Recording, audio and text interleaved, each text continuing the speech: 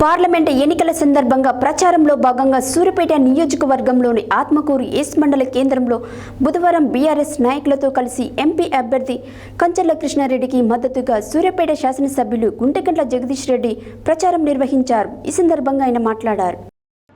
Parliament ఎన్నికల సందర్భంగా ప్రచారంలో భాగంగా సూర్యాపేట నియోజకవర్గంలోని ఆత్మకూరు ఈస్ట్ మండల కేంద్రంలో బుధవారం బీఆర్ఎస్ నాయకులతో కలిసి ఎంపీ అభ్యర్థి కంచర్ల కృష్ణారెడ్డికి మద్దతుగా సూర్యాపేట శాసనసభ్యులు గుంటగండ్ల జగదీష్ రెడ్డి ప్రచారం నిర్వహించారు. ఈ సందర్భంగా ఆయన మాట్లాడుతూ కాంగ్రెస్ సర్కార్ అధికారం చేపట్టిన 5 నెలలు పూర్తవుతున్న ఒక్క హామీని కూడా అమలు చేయడం లేదని, గత ప్రభుత్వానికి సంబంధించిన పథకాలే అమలవుతున్నాయని, ప్రభుత్వం తీరు చూస్తుంటే రాబోయే రోజుల్లో రైతు బంధు, రైతు బీమా వంటి పథకాలు కనుమరుగు చేసేలా కనిపిస్తున్నాయని అన్నారు. రైతుల కోసం నిరంతరం పరితపించే నాయకుడు కేసీఆర్ మాత్రమే అన్న జగదీష్ రెడ్డి రైతు సంక్షేమ ప్రభుత్వం బీఆర్ఎస్ అన్నారు. పార్లమెంటు ఎన్నికల్లో కాంగ్రెస్ పార్టీని గెలిపిస్తేనే హామీలు నెరవేరుస్తామని స్వయంగా సీఎం రేవంత్ రెడ్డి చెప్తున్నాడని, ఈ విషయాన్ని ప్రజలు గమనించాలన్నారు. పేదల కుటుంబాలలో వెలుగు నిండాలంటే బీఆర్ఎస్ అభ్యర్థులు కంచర్ల కృష్ణారెడ్డి, క్యామ మల్లేశులు ఎంపీలుగా గెలవాలన్నారు. కాంగ్రెస్ కబదం హస్తాల నుంచి తెలంగాణకు విముక్తి కలగాలంటే బీఆర్ఎస్ పార్టీని ఆదరించాలన్నారు.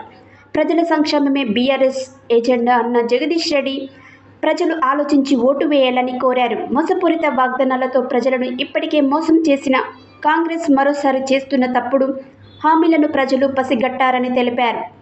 కాంగ్రెస్ ప్రభుత్వం అసమర్థత పాలనతో పడుతున్న ఇబ్బందులను ప్రజలే